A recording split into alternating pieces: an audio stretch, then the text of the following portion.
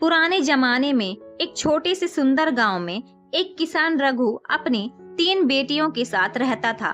रघु का एक हरा भरा सेब का बाग था जिसकी देखभाल वो और उसकी 3 बेटियां मिलकर करते थे। तीनों रूप में जितनी सुंदर थी, स्वभाव में उतनी ही अलग। बड़ी बेटी कल्याणी को झूठ बोलने की आदत थी। दूसरी बेटी रोहिणी सख्त दिल और बेरहम थी, जबकि सबसे छोटी बेटी सुजाता बेहद कोमल हृदय और सच्ची थी। एक दिन शाही ऐलान हुआ कि राजकुमार गंभीर रूप से बीमार हैं और सारे वैद्य असफल हो चुके हैं।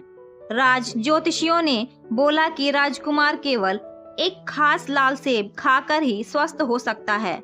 रघु ने तुरंत टोकरी में अपने सबसे अच्छे सेब रखे और कल्याणी से कहा, बेटी ये सेब महल तक पहुंचा दो और याद रखना, रास्ते में किसी गरीब की मदद जरूर करना। कल्याणी लाल चमकदार पोशाक पहनकर चेहरे पर घमंडी मुस्कान लिए जंगल के रास्ते पर चल पड़ी। तभी एक अजीब बौना उसे मिला। नुकीली टोपी, आंखों में शरारत और हाथ में लकड़ी की छड़ी।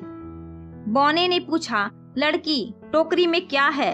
कल्याणी ने झूठ बोलते हुए कहा, इसमें तो बड़े बड़े मेंढक हैं। बौना हंस पड़ा, तो फिर ऐसा ही होगा। महल में जाकर टोकरी खोली गई तो सचमुच उसमें मेंढक थे। राजा क्रोधित हो गया और कल्याणी को महल से बाहर निकाल दिया। अब रघु ने रोहिणी को भेजा। रास्ते में वही बौना मिला और खाने को कुछ मांगा। रोहिणी ने गुस्से से कहा, मेरी टोकरी में तो सिर्फ घास फूस है। महल पहुंचने पर टोकरी में सचमुच घास फूस निकला और रोहिणी को भी महल से बाहर निकाल दिया गया। तीसरी बार रघु ने सुजाता को भेजा। रास्ते में बौने ने पूछा, टोकरी में क्या है? सुजाता ने मुस्कुराकर कहा, इसमें लाल सेब है जो मैं राजकुमार की सेहत के लिए महल में ले जा रही हूँ।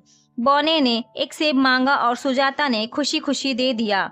महल में सेब खाते ही राजकुमार स्वस्थ हो गया और कहा, मैं सुजाता से शादी करूंगा।